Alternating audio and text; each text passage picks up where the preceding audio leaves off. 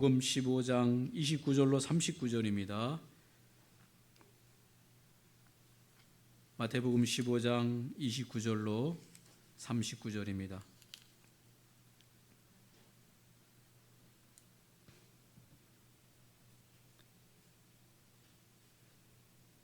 찾으셨으면 우리 29절로 39절까지 함께 읽겠습니다.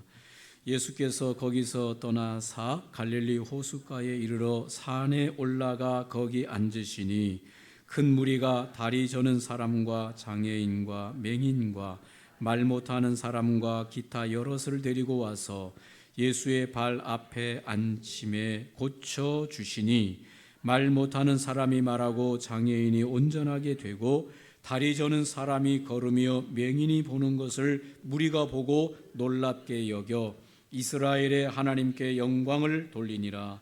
예수께서 제자들을 불러 이르시되 내가 무리를 불쌍히 여기노라.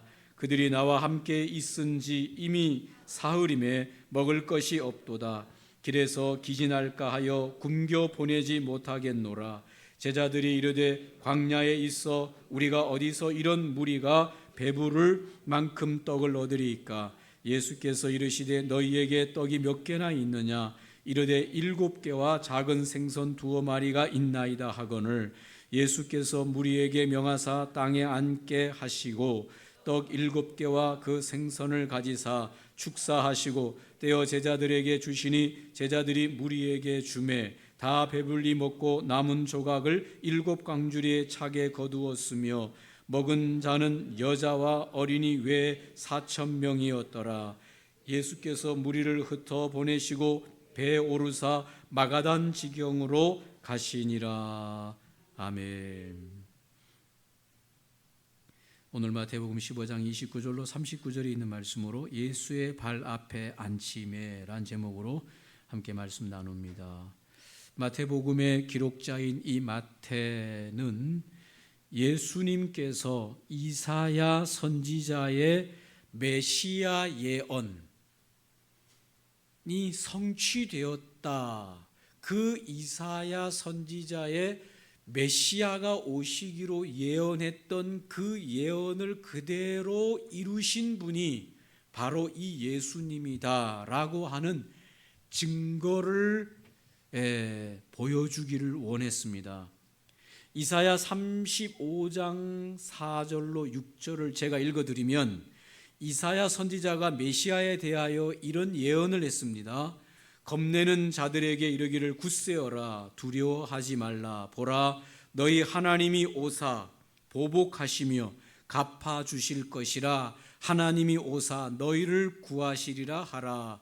그때에 맹인의 눈이 밝을 것이며 못 듣는 사람의 귀가 열릴 것이며 그때에 저는 자는 사슴같이 뛸 것이며 말 못하는 자의 혀는 노래하리니 이는 광야에서 물이 솟겠고 사막에서 시내가 흐를 것임이라.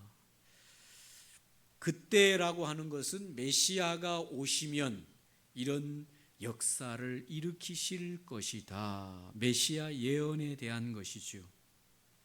그런데 오늘 우리가 읽었던 본문 마태복음 15장 30절로 31절에 보면 마태의 이 사도가 큰 무리가 다리 저는 사람과 장애인과 맹인과 말 못하는 사람과 기타 여럿을 데리고 와서 예수의 발 앞에 앉힘에 고쳐주시니 말 못하는 사람이 말하고 장애인이 온전하게 되고 다리 저는 사람이 걸으며 맹인이 보는 것을 무리가 보고 놀랍게 여겨 이스라엘의 하나님께 영광을 돌리니라.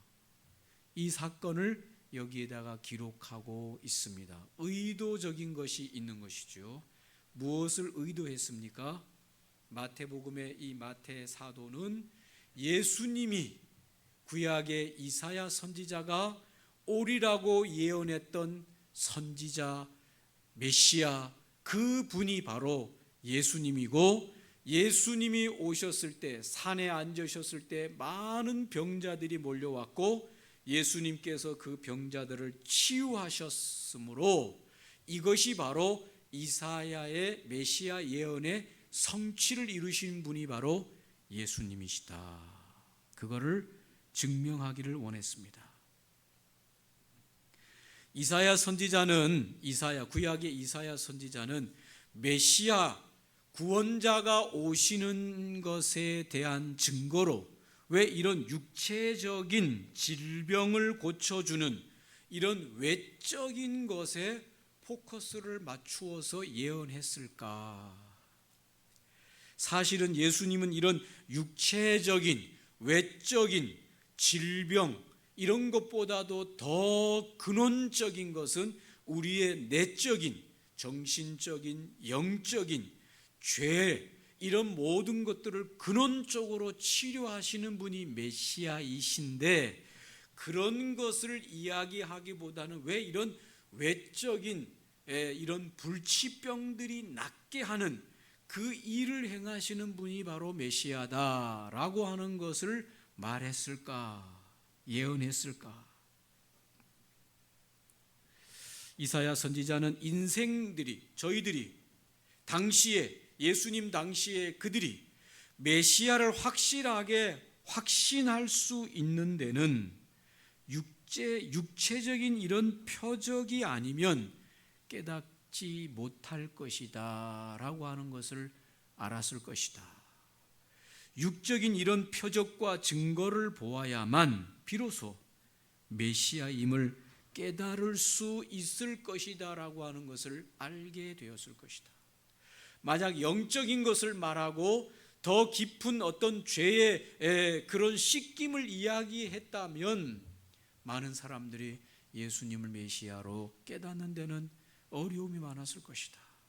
그만큼 당대에도 그랬고 지금도 그랬고 참으로 예수님에 대한 그 깊은 것을 깨닫는 데는 어려움을 겪는 것이 인생들입니다.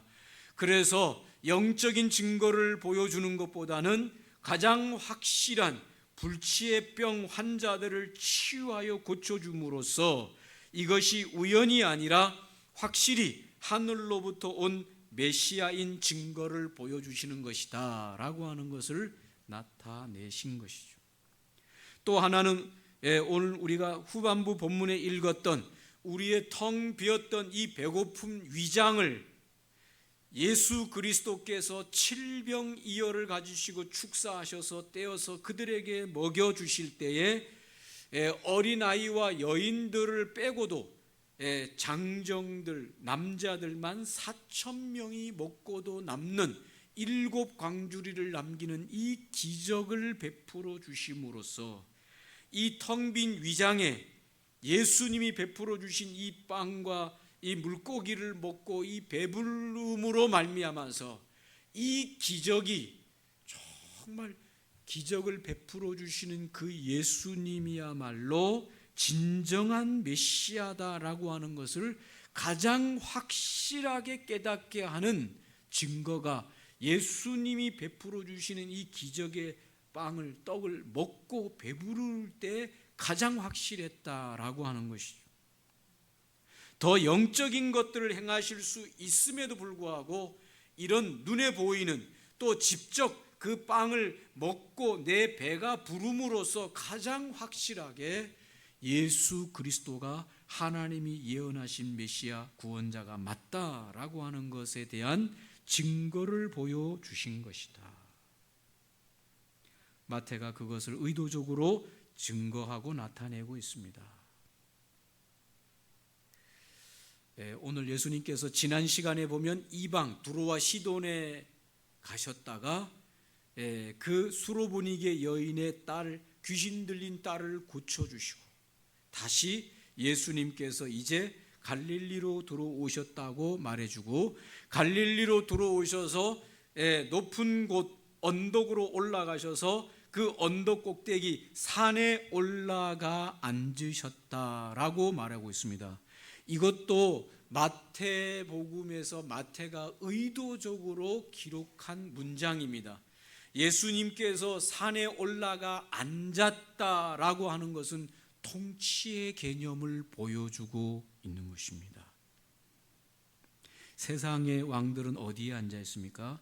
왕궁에서 왕좌에 앉아서 통치하는데 오늘 하나님이 보내주신 구원자 메시아는 왕궁에 계시는 것이 아니라 무리 가운데 계시면서 무리 가운데 앉으셔서 이 무리들을 통치하시고 다스리신다라고 하는 현장에서 일하시고 현장에서 역사하시는 분이 바로 우리의 메시아 예수 그리스도이시다라고 하는 것을 의도적으로 이렇게 기록하고 계신다. 사랑하는 성도 여러분, 지금도 이 땅에 오신 우리 구주 예수 그리스도는 저와 여러분의 삶의 현장에 앉아서 통치하시고 모든 상황과 환경을 통치하시고 다스리시는 우리의 구원자이심을 믿으시기를 주님의 이름으로 축복합니다. 나 혼자만 이런 어려움을 겪고 있는 것이 아니라, 나 혼자만 힘들어하는 것이 아니라, 나 혼자만 괴로워하고 있는 것이 아니라 그 삶의 현장에 주님께서 오셔서 앉으셔서 다스리시고 통치하고 계시는 우리 주님이시다. 맞습니까? 힘드시지요? 여러분의 삶의 현장에 여러 가지 힘든 일들이 많고, 근데 여러분 혼자만 계시는 것이 아니라 그곳에 예수님께서 앉으셔서 그 무리들 가운데 앉으셔서 그들을 통치하시고 다스리는 분이 예수님이 계시고 계신다는 사실을 믿으시기를 주의 이름으로 축원합니다. 이것만이 우리를 평안하게 할 수 있어요. 다른 어떤 것들로는 우리의 영혼을 평안하게 만들 수가 없어요. 왜? 눈에 보이는 저 풍랑과 바다와 바람과 파도를 보는 순간 우리 마음은 절대로 평안할 수가 없어요. 닥쳐오는 일, 생겨나는 일, 환경, 여건, 이 속에서 이 바다 풍랑 가운데 있는 제자들이 두려워서 떨었던 것처럼 오늘 우리 이 제자인 교회들은 이 세상 풍랑 속에서 살아가는 동안에 눈에 보이는 이 풍랑과 바람과 파도로 절대로 내 자신의 영혼을 잠재울 수가 없습니다. 그럴 수 있는 인생은 아무도 없습니다. 그러나 우리가 그 속에서도 우리의 영혼을 내 영혼 평안하게 할 수 있는 유일한 것은 지금 이곳에서 예수님께서 산에 올라오셔서 앉으셔서 다스리고 계신다는 이 믿음만이 우리를 삶의 모든 환경 속에서 우리의 영을 잠잠하게 할 수 있는 힘과 능력이 되는 것입니다. 할렐루야. 여러분의 삶의 터에, 일터에 주님이 함께 계십니다. 여러분의 사업의 현장에 주님이 함께 계십니다.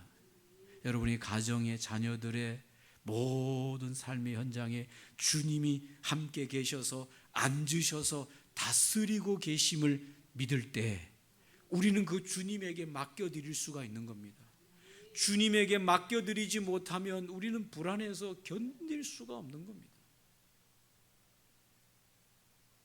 오늘 마태는 오늘 하나님께서 보내주신 그 메시아이신 예수께서 왕궁 안에만 계시는 것이 아니라 인생들의 고통의 현장인 그 삶의 산 위에 올라오셔서 그곳에서 앉으셔서 통치하시고 다스리신다라고 하는 것을 보여주고 계시는 겁니다. 30절에 보니까 큰 무리가 다리 저는 사람과 장애인과 맹인과 말 못하는 사람과 기타 여럿을 데리고 예수님이 계시는 곳으로 산으로 올라왔다라고 말해주고 있습니다. 여러분, 이것이 교회의 사명이요, 교회의 사명이 여기에 있는 줄로 믿습니다. 교회의 사명이 뭡니까? 데리고 예수님에게로 나오게 하는 것이 교회의 사명입니다. 오늘 여기에 보니까 다리 저는 사람, 장애인, 맹인, 말 못하는 사람, 기타 여럿의 이 환자들은 스스로 예수님에게 나올 수 없는 사람들입니다. 이 육체의 질병 때문에도 그렇고, 마음의 병 때문에도 그렇고, 영적인 병 때문에라도 그렇고, 스스로 예수님에게 나올 수 없는 이들인데, 여기에 보니까 많은 무리가 이들을 인도해서 예수님 앞으로 나오고 있는 사람들이 있습니다. 쉬운 일이 아니지요. 저나 여러분이 사람들을 예수님에게로 이끌려고 인도해 보려고 했지만은 여러분 결코 쉬운 것만은 아니에요. 그렇죠? 포기했던 분들 많으시죠. 저분도 예수님 앞에 데리고 나가, 이분도 예수님 앞에 데리고 나갔으면 좋겠고, 이분도 예수님 앞에 데리고 나갔으면 좋겠다 하는 마음이 있어서 몇 번 얘기도 해보고 권면도 해보지만은 이게 쉽게 잘 예수님 앞으로 따라 나오지를 못해요. 우리 중고등부 학생들 이제 새로 개학해서 새로운 친구들 만날 때 예수님 앞으로 데리고 나오시기를 바랍니다. 알고 보면 이들도 다 영적으로 병자, 환자예요. 정신적으로, 영적으로, 몸적으로 다 환자예요. 오늘 예수님이 그곳에 앉으신 것은 그 무리들을 맞이하기 위한 건데, 무리들을 맞이하기 위해서는 이 무리들을 데리고 나오는 자들이 있어야 됩니다. 수고하고 노력하고 애쓰고 인내하면서 예수 그리스도에게로 데리고 나오는 이 사명이 교회에게 있어야 되는 것이죠. 이렇게 수고 안 하고 내가 혼자만 예수님에게 나아가는 일은 쉬운 일이지요.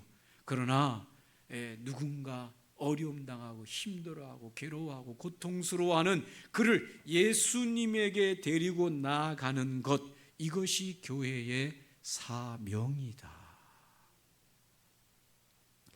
일주일 동안 사시면서 힘들어하는 사람, 어려워하는 사람, 그런 사람들을 예수님에게로 데리고 나아가는 저와 여러분들이 되시기를, 교회의 사명을 감당하는 저와 여러분 되시기를 바랍니다. 오늘 그들이 예수님에게로, 그 무리들이 아마 환자들을, 병자들을, 아니면 마음 심령적으로 가기 싫어하는 자들, 이런 자들을 데리고 나오는 일이 아마도 많이 힘들었을 거예요. 밥도 많이 사줬을 거예요. 커피도 사줬을 거예요. 설득도 해주고 시간도 내줬을 거예요. 그냥 되는 일은 없습니다, 여러분. 그렇게 수고해서 억지로 예수님 앞으로 그 무리들이 데리고 나왔습니다. 교회 예배당 안으로 데리고 나왔습니다. 그런데 여러분, 교회 예배당 안에 그런 사람들을 데리고 나왔다고 끝이 아니에요.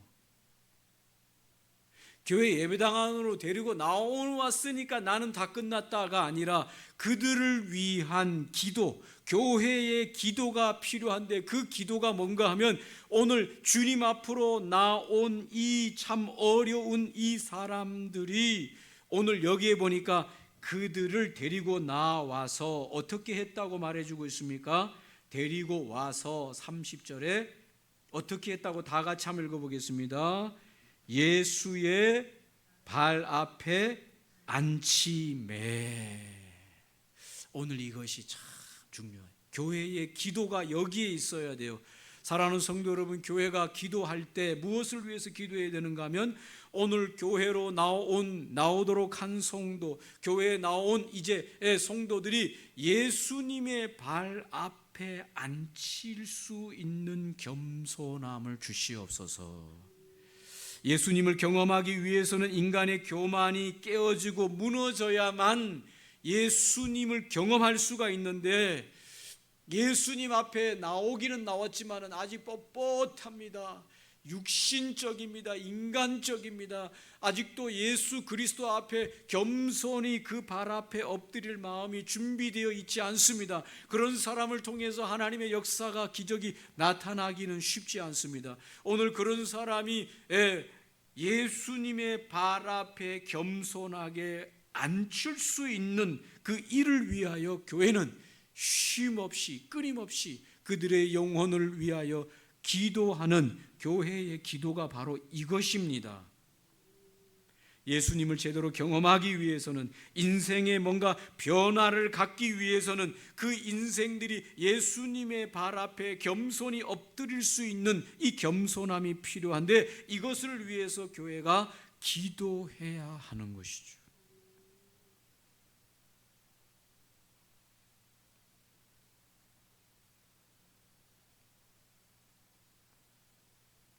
어떤 인생도 예수님 앞에 교만한 채로 그 인생이 주님을 경험할 수는 없습니다. 주님을 경험하기 위해서는 전제적인 조건이 있는데, 그는 주님 앞에 겸손해지도록 그 인생을 하나님이 낮추시고야 그에게 하나님의 은혜를 경험하게 하시지, 그가 교만하고 나다 하고 있는 그 상황에서 주님이 그를 경험하게 하는 일은 없는 것입니다. 먼저 그를 하나님께서 낮추시고 그를 경험하게, 하나님을 경험하게 하시는 것입니다. 우리가 정말 교회 앞에 나왔던 모든 영혼들이 주님의 그 발 앞에 겸손하여 엎드려 살아계신 예수님을 경험할 수 있도록 기도해야 됩니다. 31절에 보니까, 30절 마지막에 보니까 고쳐주시니 말 못하는 사람이 말하고, 장애인이 온전하게 되고, 다리 저는 사람이 거르고, 맹인이 보는 것을 무리가 보고 놀랍게 여겼더라. 교회의 목적이 여기에 있습니다.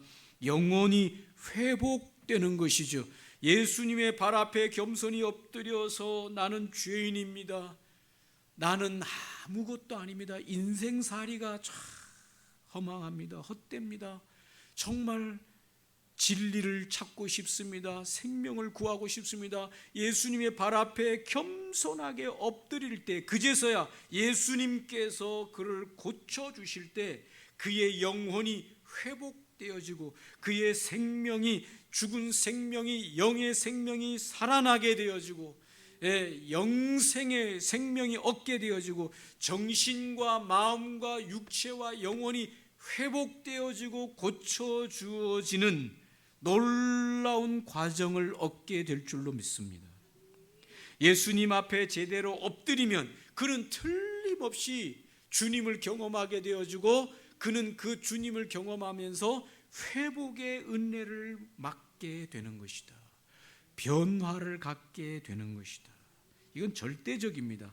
예수님을 만났는데, 예수님 앞에 엎드렸는데 그대로 변화되지 않고 있다, 그런 일은 없는 것입니다.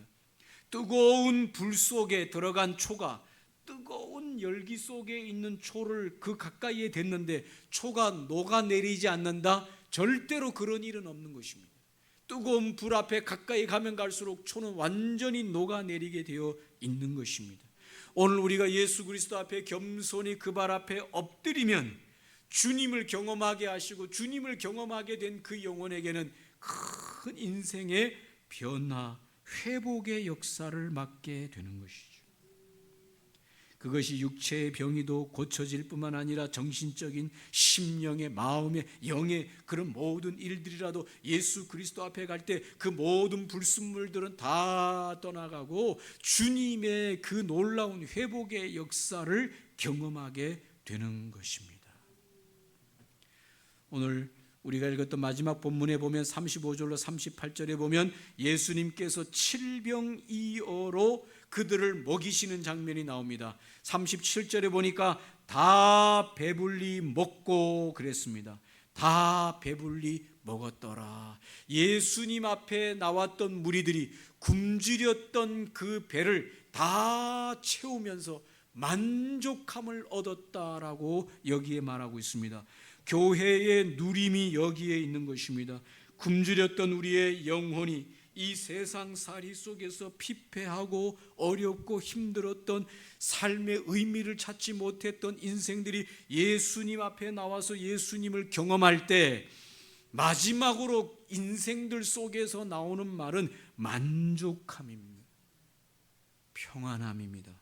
누림이, 교회의 누림이 바로 예수 그리스도를 통해서 오는 만족함에 있는 것입니다. 굶주렸던 영혼이 만족을 얻고 슬픔에 빠졌던 영혼이 기쁨을 가지고 날마다 회복되어지고 어둠 속에 갇혔던 자들의 삶이 밝은 빛 가운데로 나오게 되고 원망하던 인생이 이제는 감사가 넘치게 되어지고 다른 영혼을 사랑하지 못했던 영혼들이 사랑을 베풀어주는 그와 같은 누림의 역사가, 만족함의 역사가 예수 그리스도 안에서 있게 되는 것이다. 마지막으로 오늘 이 무리들이 31절에 보면 놀랍게 여겨 이스라엘의 하나님께 영광을 돌리니라. 교회의 마지막 모습이죠. 오늘 우리가 만족하고 예수 그리스도 안에서 참 기쁨과 은혜를 누리게 되어질 때 이 누림을 통해서 우리는 감사로, 기쁨으로, 찬양으로 하나님 앞에 올려드리는 교회의 완전한 모습으로 나아가게 되는 것, 이것이 주님이 오늘 산에서 통치하시고 앉으셔서 통치하시는 이유가 여기에 있는 것이고, 우리가 많은 사람들을 교회로 예수님 발 앞으로 데리고 와서 예수님 발 앞에 엎드리게 하도록 기도해야 되는 이유가 바로 여기에 있는 것이죠. 예수님을 통해서 회복되고 만족을 누리고 기쁨을 누리고 예수님을 통해서 은혜가 충만하게 되어진 그 영혼의 마지막 고백은 주님을 찬양하고 찬미하고 영광을 올려드리는 인생으로 이 땅 가운데서 매 순간순간 살게 되는 것 아니겠습니까? 이것이 주님이 이 땅에 메시아로 오신 목적의 완성이죠. 사랑하는 성도 여러분, 여러분 어디에 있습니까? 예수님에게 나와왔습니까? 예수님의 발 앞에 엎드려 있습니까? 아니면 예수님의 치유로 회복되었습니까? 아니면 예수님이 공급하시는 것으로 만족합니까? 각각의 모습이 어디에 있든지 간에 오늘 우리는 예수님을 통해서 이 온전한 찬양의 영광의 감사의 은혜의 그런 삶에 도달할 수 있게 될 줄로 믿습니다. 오늘 예수님께서 이런 이 일들을 위해서 이 땅에 오셨기 때문입니다. 32절에 보니까 이렇게 말합니다. 예수께서 제자들을 불러 이르시되 내가 무리를 불쌍히 여기노라.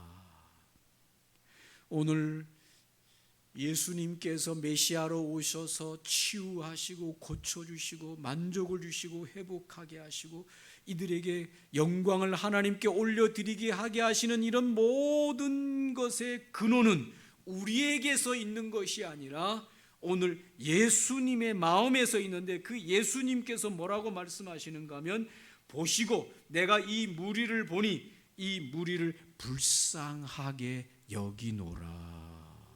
나를 보시고 나를 불쌍히 여겨주시는 예수님의 그 긍휼하심이 나를 고치시고 나를 회복하시고 나의 배를 채우시고 나를 온전케 하시고 내 안에 만족함이 있게 하게 하시겠다는 것입니다. 예수님께서 오늘 이 무리들을 불쌍히 여기시고 칠병이어로 기적을 베푸시고 이들의 배를 다 배부르게 채워주셔서 이들을 돌려보내시는 것을 볼 수 있습니다.